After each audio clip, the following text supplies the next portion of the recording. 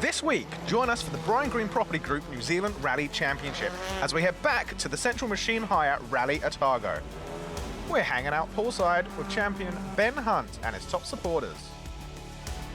Figuring out the fastest way around a corner, checking out a mobile rally workshop, and hearing Emma Gilmour talk about her passion for cats. Thank you. Dunedin's set to roar in April with 3 days of action-packed rallying. The Otago Rally, known for its fast stages and epic jumps, is drawing crowds worldwide. We've got a triple feature, the Otago Classic, pitting local legend Dean Buis against WRC stars Hayden Paddon and Chris Meek.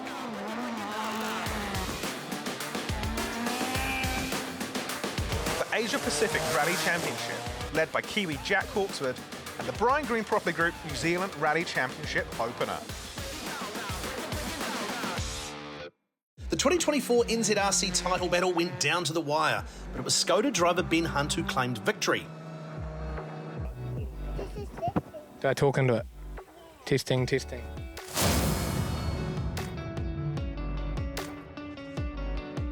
I've lost count. 3, I think, yeah. 2019, the last time we won it. It was obviously an amazing season with Subaru. Unfortunately, 2 stages ago, blew the turbo and didn't get to finish it. So it's sort of, even though we'd won the first 5 rallies and just not finishing the last one, it didn't make it as special. You know, it was awesome at Whangarei this year to have all the boys waiting at the end of the stage and just getting to celebrate it with them. You know, I'm just a little part of the team, I just drive it.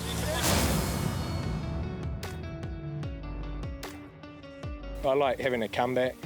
Holding on to something's a lot harder. Definitely, even in a rally, if you're down by a minute or whatever, you drive a lot different than when you're defending. So, and you can't beat the feeling of trying to make up time.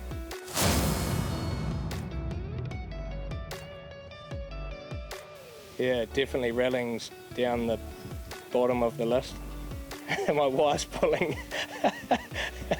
Apart from when the kids go to sleep, then rallying comes more important. But yeah, it is hard. It is a big juggling act. I get up at 6 in the morning, and you know we spend time with the kids and normally drop one of them off and go to work. And yeah, it is tricky, and it's probably I'm the only one that you can blame for that. So, but and there will become a time when I got to choose, and rallying will definitely be the first thing that has dropped off the list.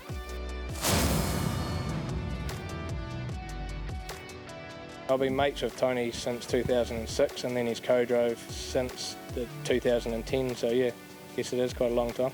It's probably a love-hate relationship at times. He should be doing the European Rally Championship or the WRC, he's phenomenal. That Otago would be my favourite. I love how many options Otago has. You know, I think there's that many roads to choose from, and we do 16 stages or 18 stages. I just like a new stage, a new challenge, a new scenery. So probably Otago.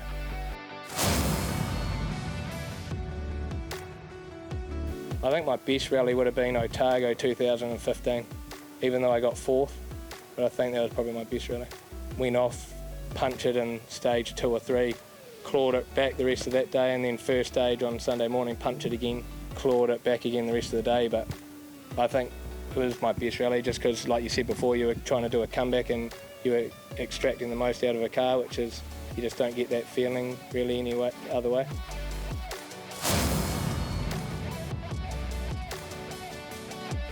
This is Lulu. She's just turned 9 months old. Is just learning to say dada, aren't you? Young little Isa over there that just turned 4. Come over here, Isa. Be careful with that. Say bye. Bye. Okay, Lulu.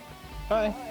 The rally started in the Octagon with a traditional season team photo, an autograph session for fans. The The rally's held over 2 days. Day 1 starts with a forestry stage through Berwick before the cars make their way to the Middlemarch area, dominated by fast public roads through this moonscape environment, and finishing with a blast around the Dunedin Port roads.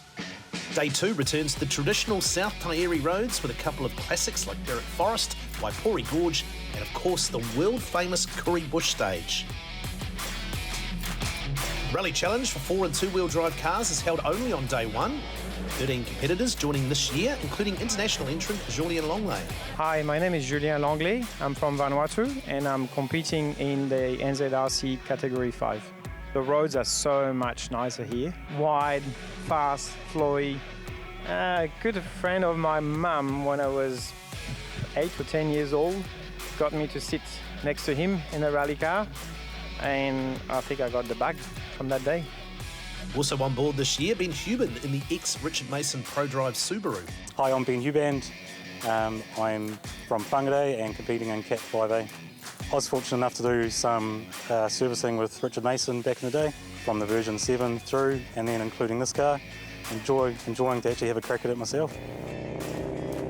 Caleb McDonald led the way over the first 2 stages in his Evo 6, continuing the strong form he'd shown in 2024, pulling out over 30 seconds on Gavin Feast. Feast has paired up with experienced co-driver Mel Peden for 2025 in his Subaru, and he was ahead of the Subarus of Longley and Ben Hubin. Hubin won the feature stage 3 as he grew more confident in the Pro Drive Subaru, but it wasn't enough to take 3rd place from Longley in the older Subaru. Longley's Subaru, an older model, but he has plenty of miles under his belt, and this year joined by co-driver Fleur Pedersen.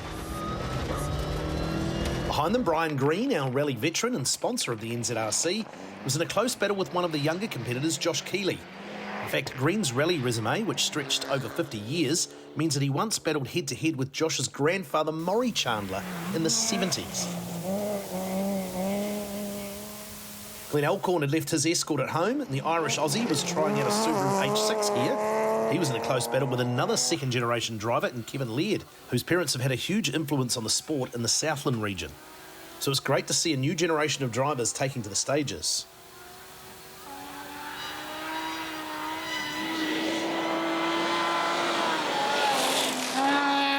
Terry Taylor in 9th in her classic Subaru WRX. For those with a nostalgic memory, it's great to hear that classic Subaru engine sound again.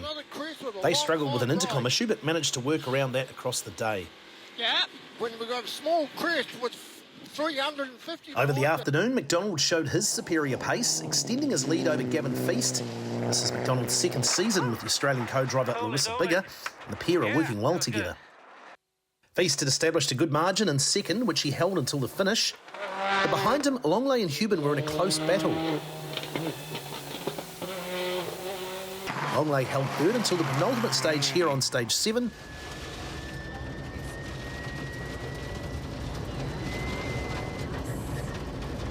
And Hubin closed the gap and eventually took 3rd place by just 5 seconds.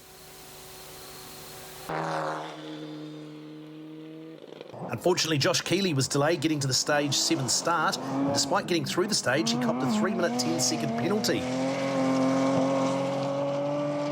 So Brian Green up to 5th place in the Mitsubishi Lancer Evo 9, a great result for the season opener. Laird held off the challenge from Elcorn to finish 6th, Elcorn and Keeley finishing 7th and 8th, while Terry Taylor the final finisher in her classic Subaru. So confirming the results, it's McDonald from Feast, Hubin taking 3rd over Longley with Brian Green in 5th. In the 2-wheel drive challenge, there were just 4 cars, but great variety from the rear drive Escort of Kyle Percival, Mazda RX-7 of Charlie Evans, the 2 front-wheel drive cars of Ian Warren and Thomas Paul. Unfortunate start for 17-year-old Kyle Percival on stage 1, a puncher sending him up the bank and onto its side, and that was the end of the day for our youngest competitor. Evans led over the first 3 stages in the RX-7. He'd left his trusty Honda Civic at home in Hamilton, choosing to drive the RX-7 after competing in the Silver Fern Rally at the end of 2024. But Thomas Paul, stepping into the Rally Challenge for the first time in 2025, was putting up a strong showing, and on stage 4 he took over the lead by just 1.4 seconds. Very long 5 right, keep mid. Ian Warren keeping abreast of the 2 up front as well, making for an entertaining afternoon among the 3 drivers. Evans had to make running repairs with his distributor in the afternoon, which slowed his pace and it looked like Warren might catch him. In fact, it was just 10 seconds between the two drivers after stage 7. But Warren hit the wall on stage 8 and finished nearly 7 minutes behind Evans. So Thomas Paul starts the season with a victory. Paul extended his lead to 1 minute 33 over Evans, Ian Warren in third in the Nissan.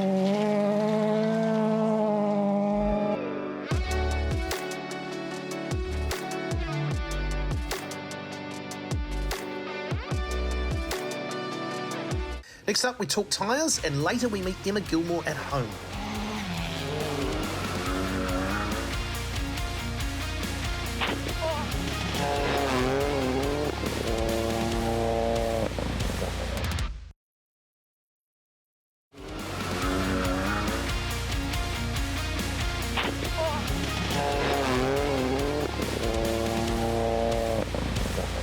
MRF Tyres are the official supplier to the New Zealand Rally Championship.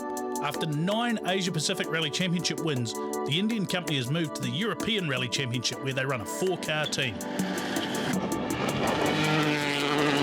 The latest technology and design is tested on this tough championship over gravel, tarmac and snow stages. The tyres we use in the New Zealand Rally Championship were originally developed with the help of Christchurch driver Josh Marston, who is back at the top end of the championship this season. We did quite a few years on them, and to be honest, it was a while ago. And but I don't know. I really enjoyed using them, to be honest. We put the setup back in our car, and it feels really good. We had a couple of sprints this year that we did, and pace felt fine. To be honest, probably the driver's going to be the thing that holds back this weekend, having had a couple of years out. So just need to get stuck in and see how we go. But not really have too many expectations around results for this rally. MRF Tyres in New Zealand are distributed by Dean Bewis from Palmside in Christchurch.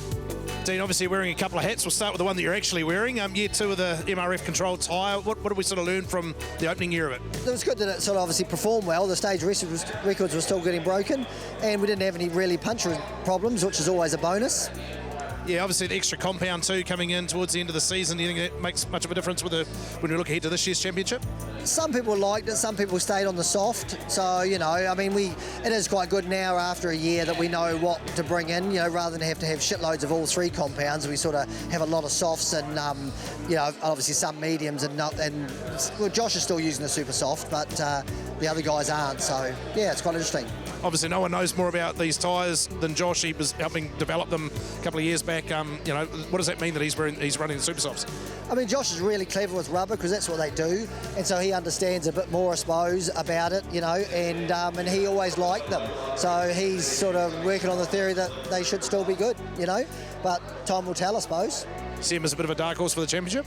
Yeah, I mean, he's a good driver and he'll go good, you know. And I mean, you just got to get the head around the way. I suppose, you know, from some tyres they do roll a little bit more. So I suppose if you set your car up to deal with that, then the softer compound should get up to temperature quicker.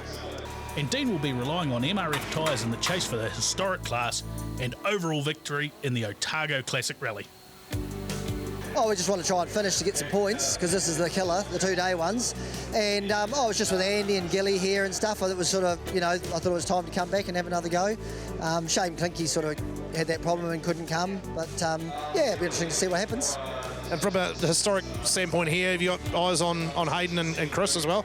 Oh, I mean, like, I want to try and beat Ari, that's my plan, and I'd like to not get too far away, but I mean, now, you know, that's really nothing you can do about that. You drive as fast as you can, and they'll just do what they do, and it'll be what it is. It's obviously pretty warm down here too, starting to get a clouding over, but talk us through, are they the softs or the super softs? Oh, these are the softs, yeah. The red ones are the super soft.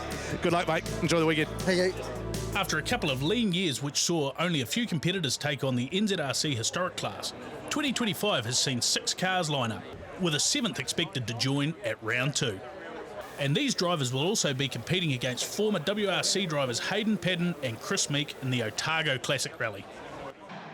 Dean Bewis is favourite, and he proved that with a Stage 1 win over Stephen Gill.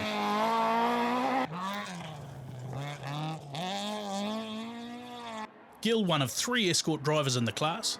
This is the car formerly owned by Derek Asen. Originally it was Nissan powered but converted to a whole bay twin cam for historic rallying. This is Gill's first season in the NZRC, but he's been a top 2-wheel drive competitor in the south. A big change for Andy Martin. out of the WRC2 Polo and into a historic Ford Escort. But Andy's cut his teeth on the Nzrc and a Mazda RX-3, so expect a good performance. Defending champion Paul Fraser brings a beautiful Nissan 240 RS this season. This car was the Japanese company's weapon of choice in the early days of Group B. A delay between stages saw him pick up a 4-minute penalty after Special Stage 2.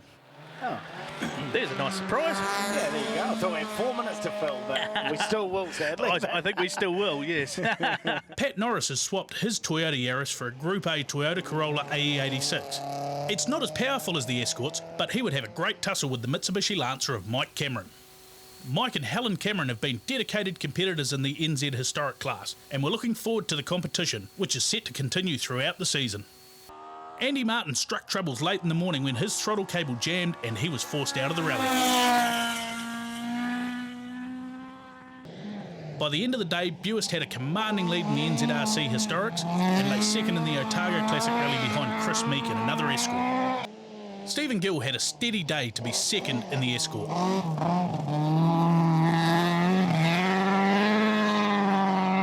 And Pat Norris was third, but just 27 seconds ahead of the Camerons.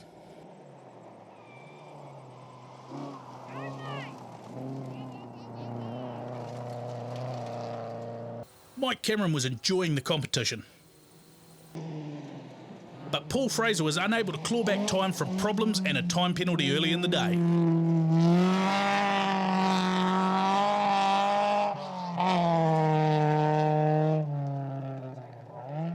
Sunday morning and Stage 9 was cancelled after a scrub fire broke out, so Akatua was the first stage for the Historics. Buist continued to dominate over roads that he's competed on many times. Stephen Gill was consistently second fastest through the morning stages, despite a starter motor problem. On stage 11, he lost just 16 seconds to Buist. Then in the long Berwick Forest stage, only 34 seconds slower, showing that he'll be more competitive as the season goes on. Paul Fraser also showing his pace on Sunday, although his Saturday issue meant he was not in contention for the podium. Both Pat Norris in the Corolla and Mike Cameron in the Mitsubishi traded stage times throughout the day. But the Camerons would finish fourth, giving Norris his first historic podium. With the historic class in the bag, Buist now set off after the Otago Classic title. He'd caught a break when Hayden Padden retired on Saturday, and Chris Meek lost 4 minutes with a puncture on stage 10. So on the final stage, Buist could enjoy driving the epic Curry Bush stage with a 1 minute 30 second buffer over Meek, winner of the NZRC Historic class and winner of the prestigious Otago Classic Rally.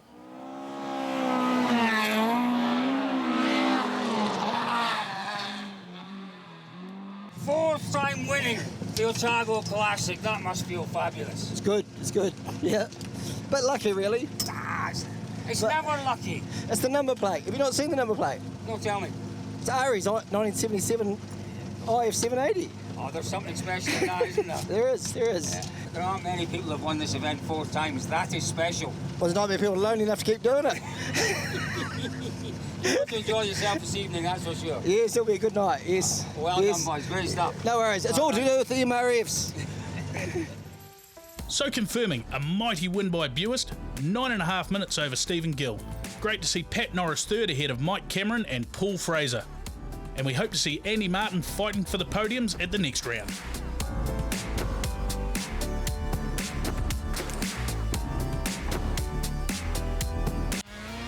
Next up on the Brian Green Property Group New Zealand Rally Championship, father and son go head-to-head in the co-driver's seat, and the battle resumes in the top class of the Brian Green Property Group New Zealand Rally Championship.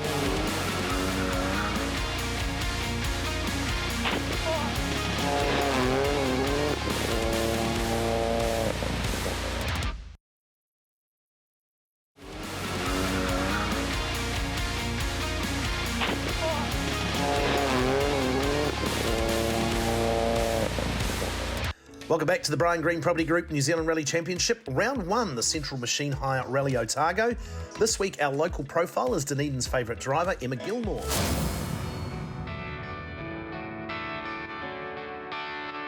The most common post you'll see if you follow me on Facebook would be me going to the gym first thing in the morning before work, and also my cats.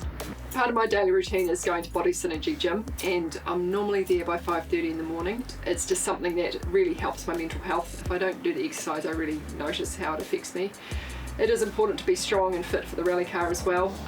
They're really demanding, the cars, more so in just that strength that it comes from the G-forces that are working on us. So not like Formula 1 cars where you have that G-forces in the long corners, but we bounce around and bump around a lot, so it's pretty physical inside. Open 7. So good to have a whole season. It was a bit disrupted with the co-drivers, so to have Malcolm for the final 3, we could really start to build some momentum, and it's going to be awesome this season having Ben for the full season. But yeah, I couldn't tell you the last time that I finished all the events in a championship. So to finish third in the championship was awesome, especially from where I'd started from at the start of the season, and also how we developed the car throughout the year. Working with Hayden and getting the most out of the C3 has been fantastic. Stepping up into a WRC2 car like the C3 has just been amazing, because you've got a car that is built to go fast, they're built reliably, and you know the lifing schedule of everything. Plus, running with Hayden and his team as well has also been a huge step up, because they also know how to run a car reliably and professionally, and to really help you run at the front of the field. So Hayden's very much about getting the car set up for how I want to drive it, which is fantastic. He's really hands-on with helping there. And the car itself, I mean, the harder you drive it, the better it is. And they're not that quick in a straight line, but how fast they can corner really takes a bit to get your head around. Favourite rally is the Otago rally. It's the first rally I ever had a go at driving on gravel. It's my home event. The event itself is world class. The spectators we get, the PR it gets, the attention, it really is like driving through what we used to experience in the World Rally Championship when there'd be huge crowds out on the stages. So it always brings a real buzz. The city really gets behind it, and the stages themselves are amazing. I love animals, and I actually really love dogs, but dogs are definitely a more higher needs pet, and because I travel so much and because I'm so busy at work with running the dealership, it was when I'd just taken on the business on my own and got my first pair of cats. Sadly lost one of them last year, so got another one, and then I sort of felt that we needed another younger one to keep the young one happy. So I've now up to 3 cats, which I feel like I've crossed the line on the crazy cat lady borderline, I think. A modest entry in the Nzrc two-wheel drive classes at Otago saw 3 Fiestas and 2 open two-wheel drive cars. But Bryn Jones determined to outperform all the two-wheel drives in his Fiesta R4 as the rally sets off through the Berwick Forest. There's a lot at stake in these forest stages, and it's easy to puncture or break the car and ruin your day, but Bryn is steady and has no issues. Tim Mackesy, in an identical car, put in a strong drive through the forest to take the class lead, however. Jones claimed the stage win on stage 2 and closed in on Mackesy's lead.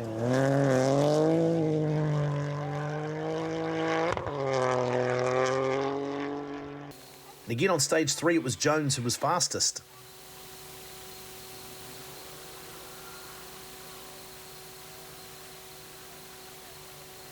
But Mackesy still held a 15-second lead and took another 3 seconds out of Jones on 4 as they headed to the service at Middlemarch.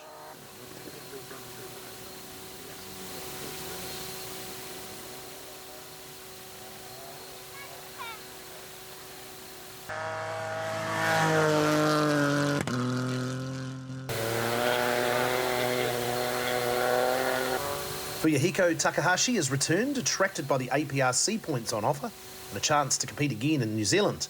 His Fiesta is an older R2 model, but he was still enjoying a good run on these roller coaster Otago roads. Dave Strong returns in his Honda Jazz. The car has been a long project as the team shoehorned a V6 Legend engine into the back of the car. Strong was confident that this could be the best the car has ever been after the crucial setup changes. By stage 3, he was 3 seconds ahead of the Fiesta of Mackesy. As the stages ran through the afternoon, Strong dropped back, first behind Mackesy and then Jones. Paul Cross's Toyota Corolla was outgunned on these stages, but he'd always intended to run this car in the historic class and may well do so once paperwork has been sorted with Motorsport New Zealand. For now, he was enjoying a trouble-free run and looking to score points in the open two-wheel drive class.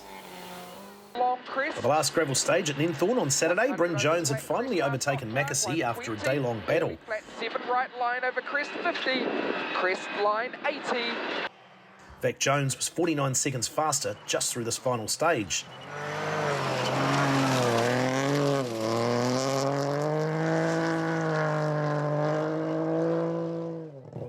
That left Mackesy 28 seconds behind at the end of the day, but leading the Asia Pacific Championship two-wheel drive class.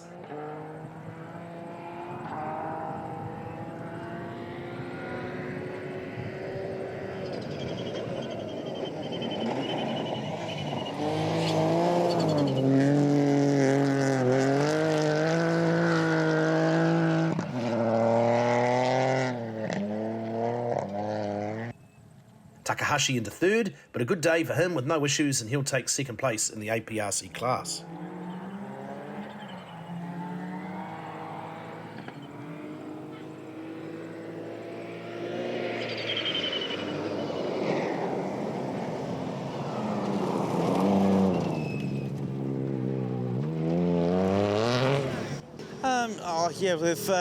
It's obviously first event for the year for us, so basically it was just a matter of trying to find our feet really, and unfortunately we were a little bit slower this morning, just trying to do that, but we've managed to get some time back this afternoon, so yeah, it's been pretty good.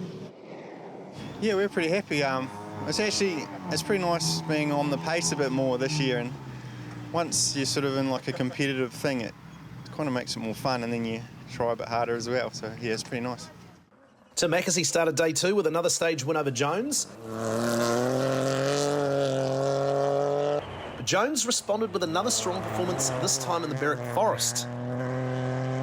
The stage used much of the boundary roads on the edge of the forest, so confidence over the high-speed road and crest was key to speed here. Jones was flying. 5 left over crest, stop at drive. 200. 7 left and over. By the start of the final Kuri Bush stage, Jones' lead was 37 seconds over Mackesy. Certainly not enough to be comfortable. 7 left over crest and 7 right line 300. 7 right line 300. But in taking the win, Jones showing that he has learnt a lot since this car arrived at the start of 2024. This was a strong performance to start his 2025 campaign.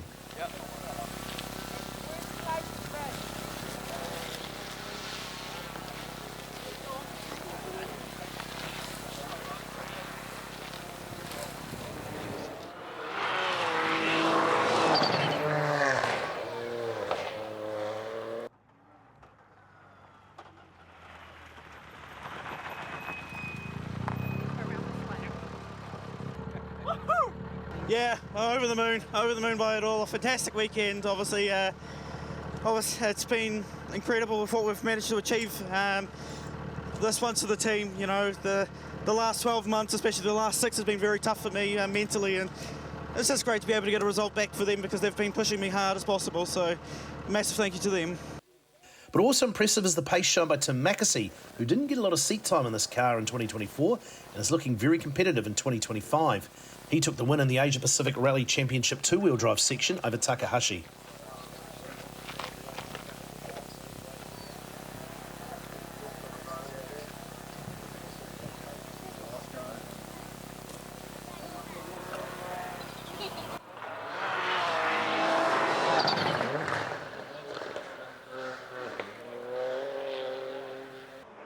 Paul Cross crashed in the tricky Waipori Gorge stage.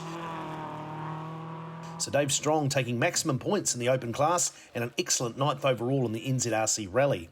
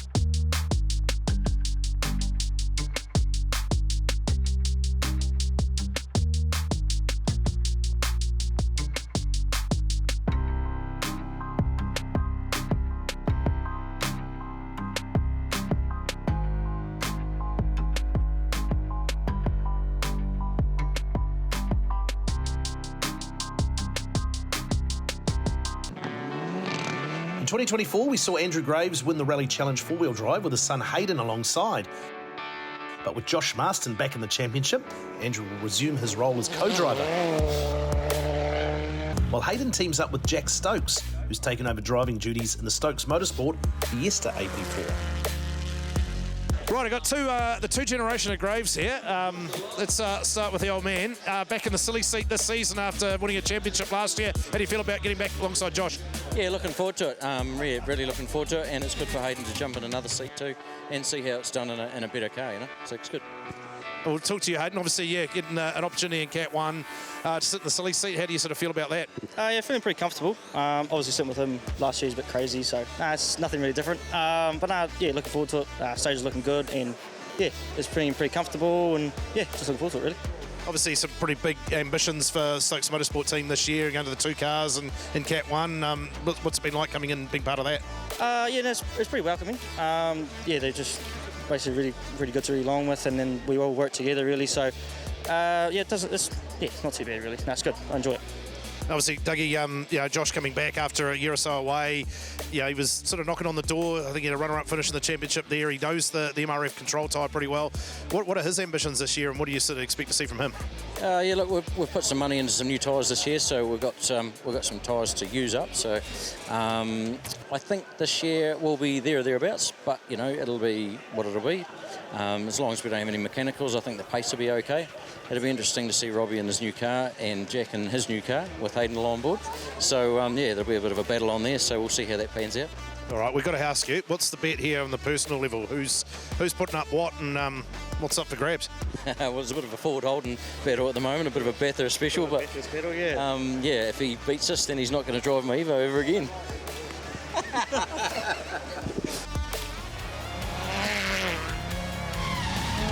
Up next is the top of the table clash as Ben Hunt starts his defence of the Brian Green Property Group New Zealand Rally Championship.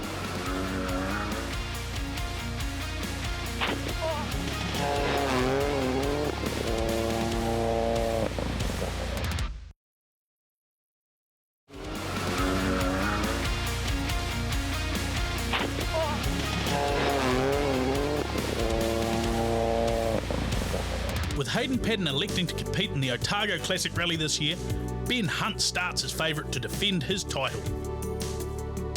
Jack Hawkswood would lead the field of four-wheel drive cars, as he did also enter the Asia Pacific Rally Championship round. Yeah, it's definitely added another layer of pressure, but I think we'll just go out and we'll just do what we did last year and just go and do some skids and just see where we end up. There was a keen interest in the Robbie Stokes entry, a Skoda Rally 2 car, replacing his Fiesta AP4, which would be raced by his younger brother Jack. The first stage through Berwick Forest proved a tough test, with Jack Hawkswood just 4th fastest and then dropping to 5th on stage 2.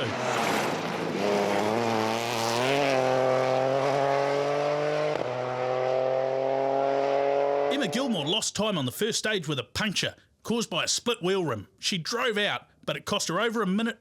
Yeah, puncture about halfway through. On stage 2, she was 3rd fastest, but it was a frustrating start for the Dunedin driver.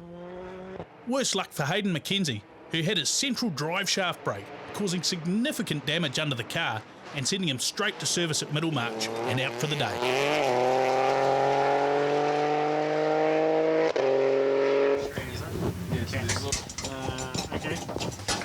Drive shafts let go, and obviously gone through the floor, done damage to our centre coupler, done our exhaust. So unfortunately it was one of those ones I couldn't limp out of the stage. So yeah, this time no fault of my own. Kingsley Jones back in the driver's seat after a year off, 6th fastest after the first 2 stages as he got to grips with the MRF tyres.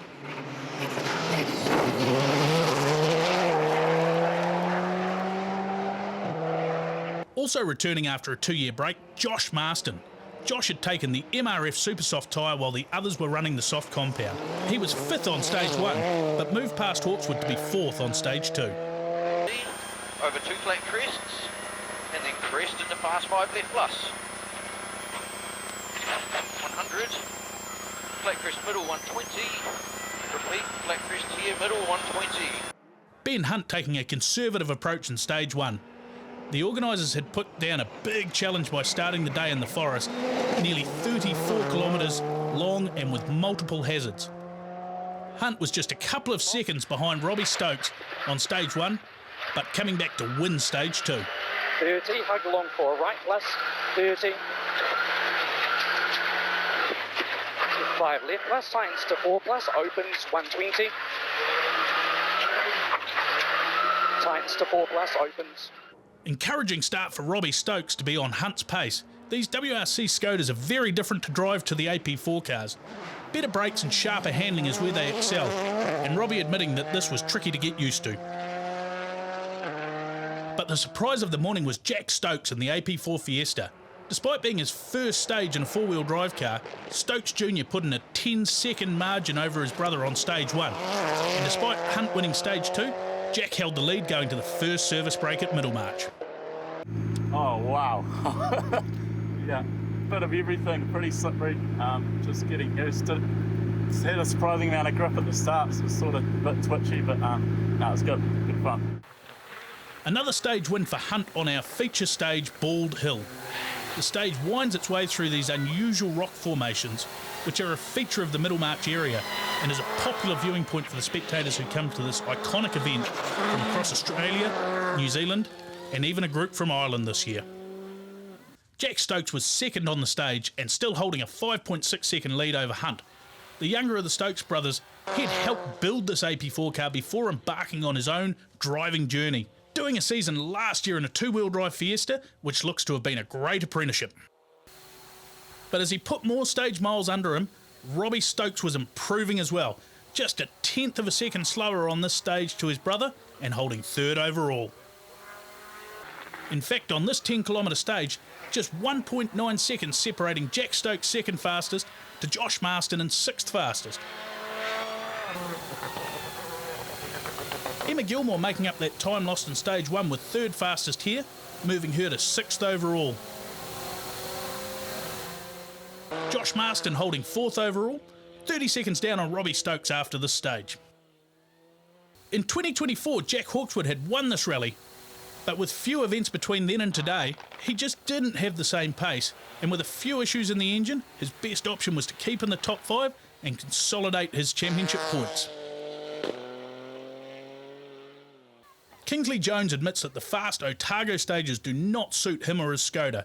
Knowing that he could not challenge the leaders, he chose to run the same 4 MRF soft tyres all day while the others would use 12 tyres. He was only 30 seconds behind Gilmour in 7th.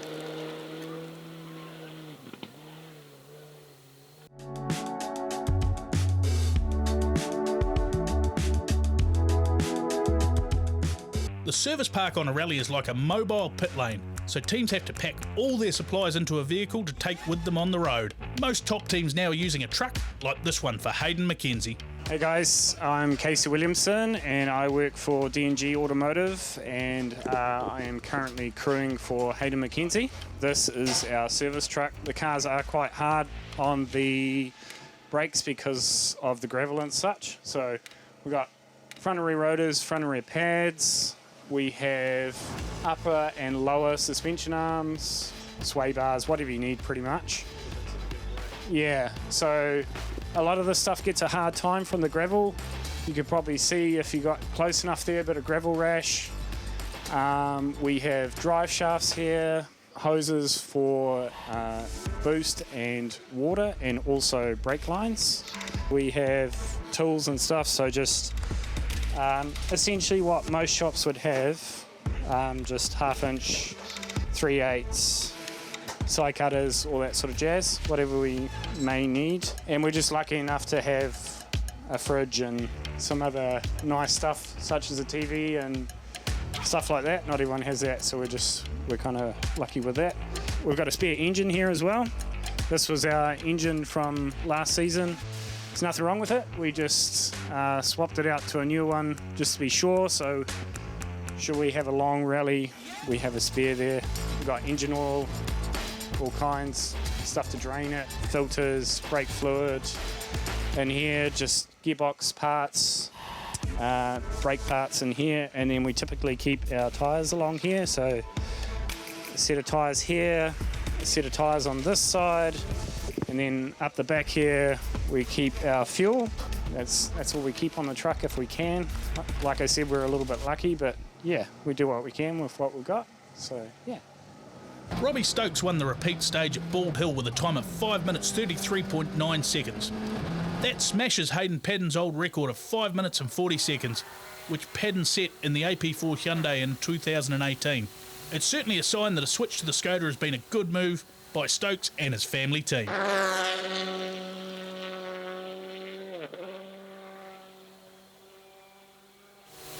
And Jack Stokes not able to match his brother's pace in here, the Fiesta AP4 10.7 seconds slower.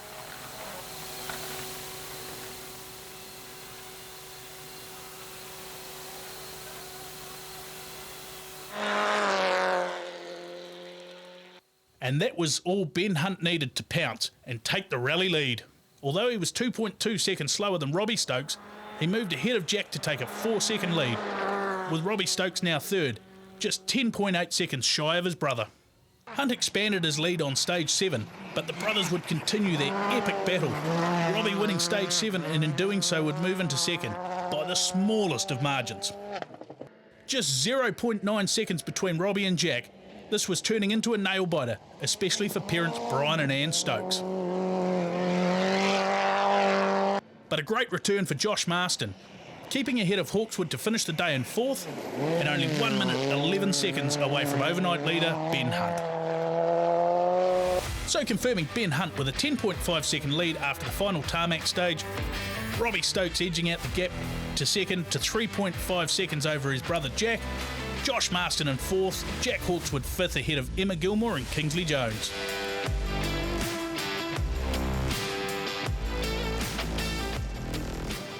Stage 1 was going very, very well until it wasn't, and the car started to get a bit taily. We probably had about 15 k's to go of the 33k stage, and I was like, please don't be a puncture. But sadly, the tailiness did not get better, and we had a puncture. So we debated about whether to stop and change or keep driving, but we drove out, and I think that was the right thing to do. We ended up losing, just over a minute. So yeah, it was an average start to the day. The rest of the day was fantastic. It was awesome with Ben and I in the car, getting back into the groove. The car was brilliant, had a lot of fun. There were super, super fast stages, and the pace was very, very hot at the front. So had some really good stage times. Looking at the splits and some of those longer stages was really encouraging. So it's still just learning the Citroen. It's amazing and how quickly it can stop, and that's still what blows me away with it. I think I've overshot it coming into a corner, and then the car just stopped so quickly in that last part. So still more speed to come, but really, really happy with the day.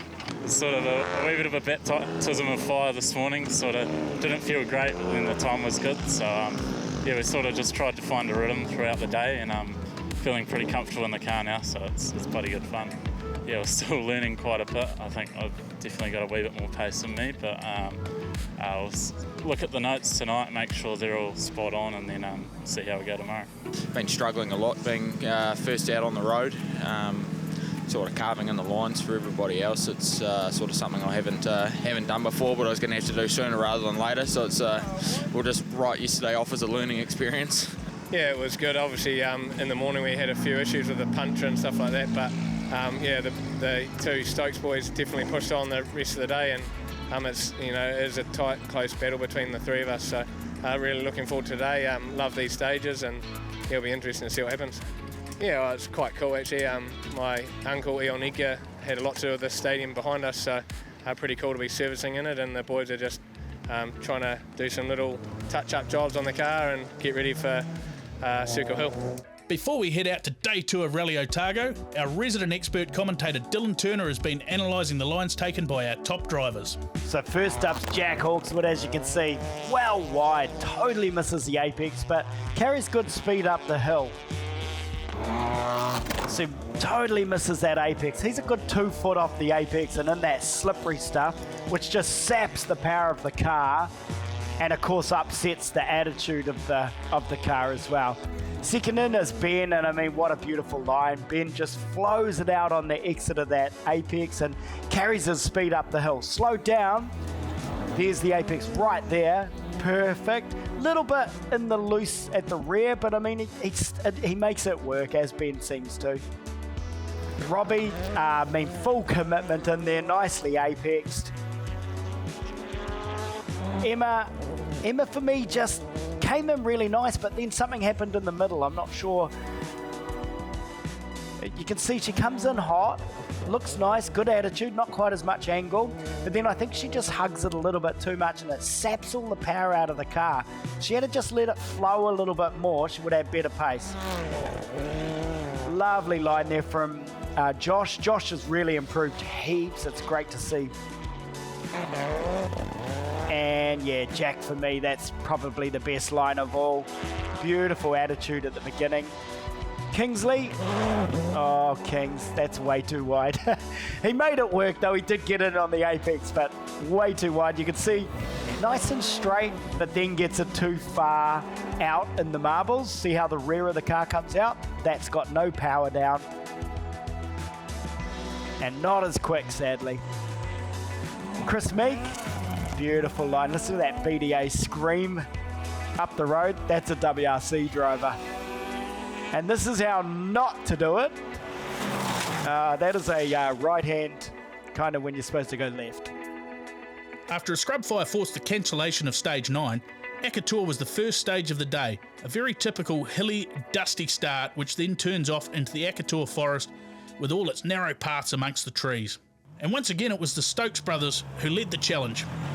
Robbie leading the brothers away. Remember, this is just his second day in the Rally 2 Skoda. And a lot to contend with through the stage as the road narrows, and the tyres will be taking a pounding on this abrasive surface. So let's go head to head with the brothers. Jack, right-hand drive. Robbie on the left. Two very different cars, which Robbie described as a sports car versus a tractor. Amazing then that the result is the same, Jack winning the stage by a mere 0.3 of a second.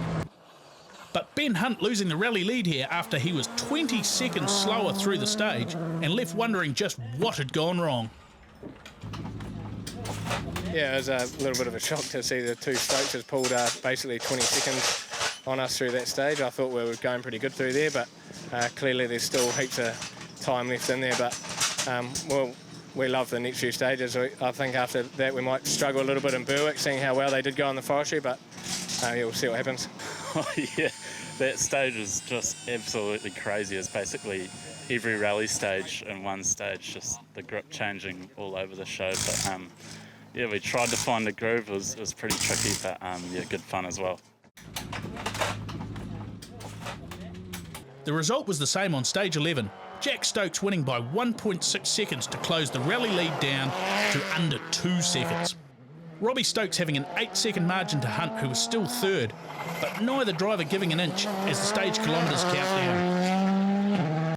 The problem for Hunt was that he was running out of stage kilometres on these sprint stages to make up time. But next up would be a second run through the Berwick Forest, and at 33 kilometres, this is where Hunt would have to strike back. Just 43 seconds separating Marston in fourth, Hawkswood in fifth, and Gilmour in sixth. Emma still being punished by that time lost on stage 1 on Saturday. Had it not been for that, she would surely be challenging Hunt for third place. In fact, over the day 2 stages, she was third fastest at this point.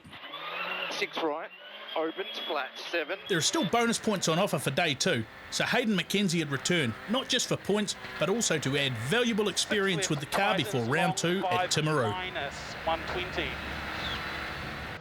The same for Kingsley Jones, who was driving for points and keeping his car in 7th position. But to finish first, you have to get through Berwick Forest.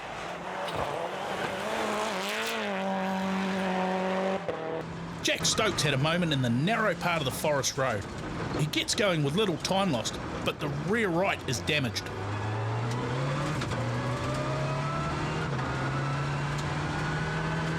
That leads to this, a slow spin, and once again Jack gets going. But that telltale steam is a sign that the radiator has been damaged, and that would end his day. The question remained whether Ben Hunt could claw back enough time here to keep his hopes of a first ever Rally Otago win alive. Ben is not a fan of repeat stages, but this stage was used as stage 1 on Saturday. There is a speed advantage though, as 100 cars have driven through the stage, smoothing out the road, sweeping the gravel and making the stage faster. Hunt through to the stage end and his time is 45 seconds faster than the record set by Jack Stokes on Saturday. As expected, Robbie Stokes' time was close to Hunt's, in this case 0.8 of a second faster, so Robbie now leads the rally by 10.4 seconds over Hunt. So Josh Marston now into third, and while he wasn't in a position to challenge Hunt, he had to defend against Jack Hawkswood, just 23 seconds back. Into 4 right, 10, 4 left opens, 30. And Emma Gilmour another 21 seconds behind, but at the end of this stage, Gilmour lost her front brakes, bravely carrying on through the next stage before repairing them at service. 6 left. On the penultimate stage, Hunt pulled out all the stops, winning the stage and closing to within 1/10 of a second of Stokes, before heading to the final stage, Kuribush. This stage has become world famous as the last stage of Otago Rally, and a huge crowd was on hand to see the final battle. Jack Hawkswood would be the first of the four-wheel drive NZRC cars over the stage. He won the rally on this stage in 2024, but this year was looking at 4th or maybe a podium. His time, 7 minutes 36.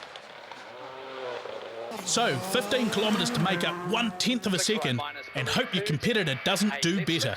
This is as close as it gets.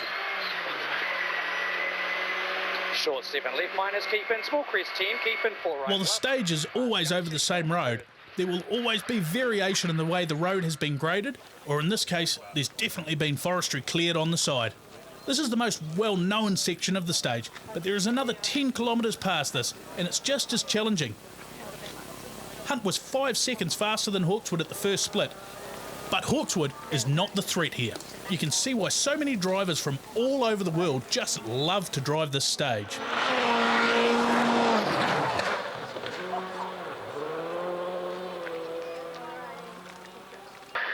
Finish long 6 left, 30. Well, this is it. Ben Hunt finishes the stage, 7 minutes 21.2 seconds.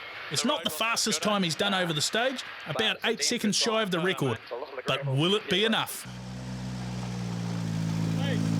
Yeah, I put everything into it. Obviously, we didn't quite go as quick as last year. There's a bit more gravel on the road, so we'll see what happens. I'm not actually sure what happened in the stage before, so... Stokes already into the stage as Hunt waits. Oh, he's missed a gear change. Will that cost him the rally win?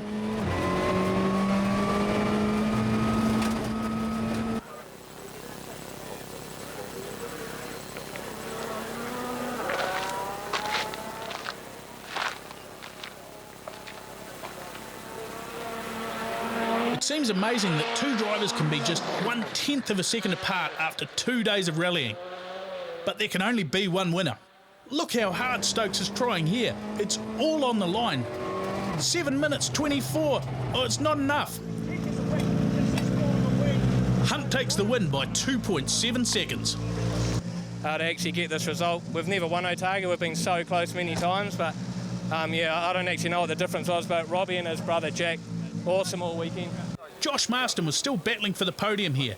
He needed to be 4 seconds faster than Hawkswood to claim third.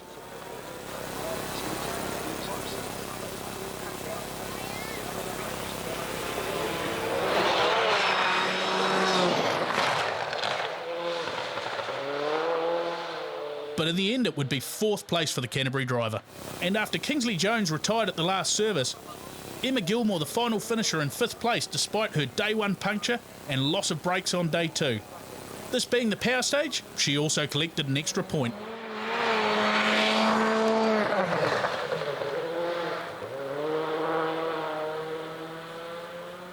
Hayden McKenzie did complete all the day 2 stages, but finished just outside the points in 6th place for day 2.